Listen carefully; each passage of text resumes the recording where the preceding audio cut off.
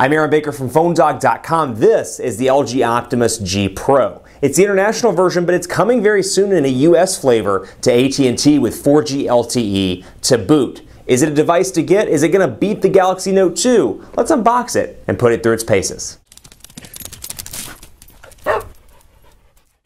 LG's Optimus G Pro here on a Friday in the PhoneDog offices, and pardon my bad jokes because when I look at Optimus G, I think of G Unit. I want to call this the G Unit. Get it? It's a unit, it's a phone, G Unit. Probably a bad joke, but it's in the house and give you a recap of the specs here so you know what you're going up against.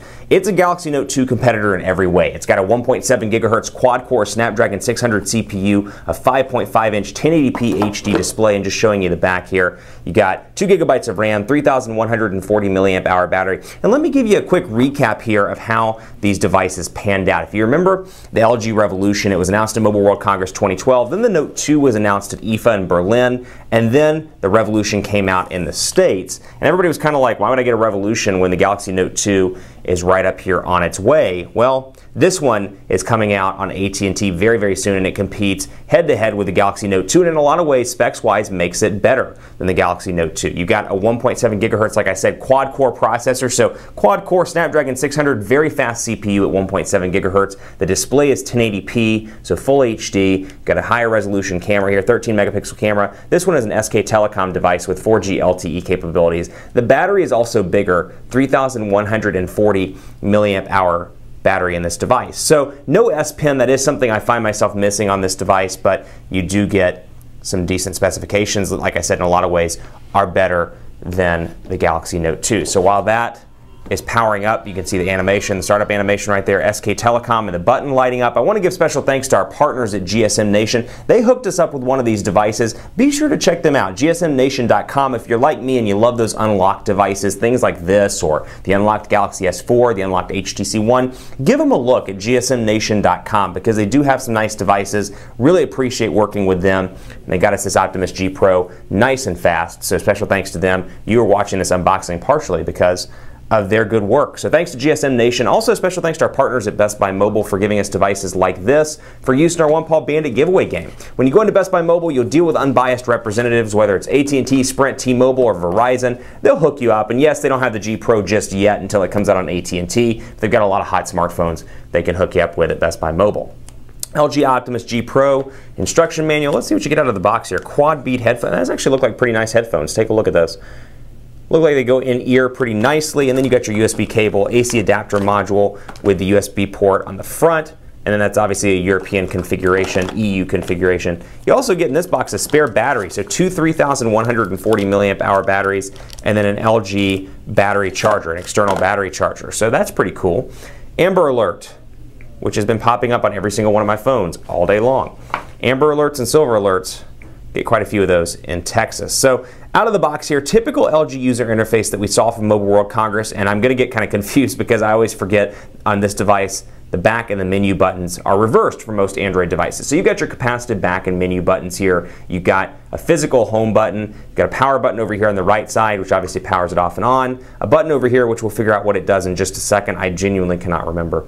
Volume rocker over here. 3.5mm headphone jack up top, micro USB charging port at the bottom, and then of course your camera on the back. So size-wise, fits in the hand as much as you would expect a Galaxy Note 2. Still a very big device. Travel across the display, I can do it, but I have big hands, and you can see it's a meaty device all around. A little bit of a thicker device than some people may like, but the thing I miss the most, just working with it for a few seconds here, like my S Pen. Love the fact that I can sign contracts on the go, and despite the fact that the features may be better here, I would find myself most likely missing my S Pen. But let's take a look and see what applications come out of the box. Now again, SK Telecom device here, Smart Bill, SiWorld, a bunch of different stuff that you're probably, DMB, Basket, Hopin, Smart Touch, PayPen, Melon, T-Membership, T-Cloud, TLTE Pack, Safety Care.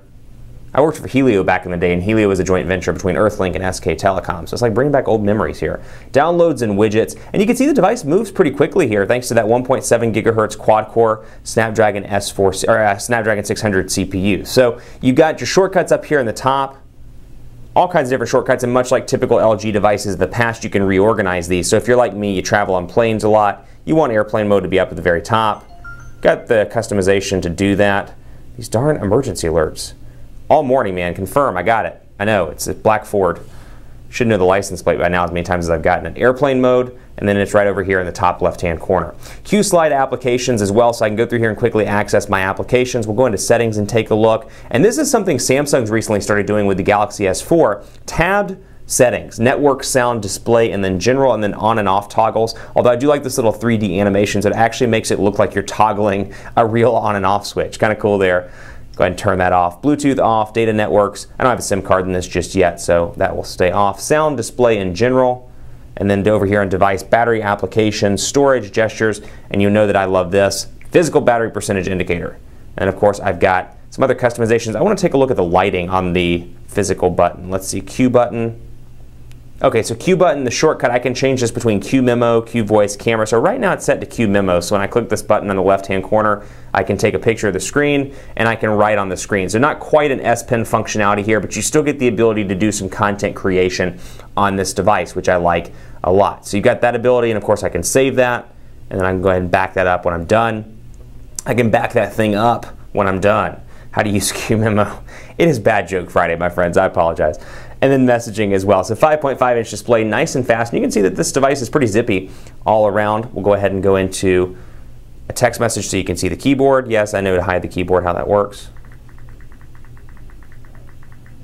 And we'll go ahead and turn on autocorrect because that's pretty bad. How are you doing today? You've got a physical number pad up here at the top as well, or I should say virtual number pad up here at top along with your keyboard, which is nice, and again, very reminiscent of the Galaxy Note 2. So from here, I can change the theme, I can add apps and widgets. So if you're used to any of the LG's devices on the States, and on Verizon, for example, quite a few of these things are still on those devices as well. The ability to customize via themes, home screen settings, lock screen settings, and this is running Android 4.1, so I don't quite have the lock screen settings of 4.2, but I do have my wallpaper gallery here that I can go between and see what comes out of the box. We're going to change it to the umbrella theme. That's a pretty cool one.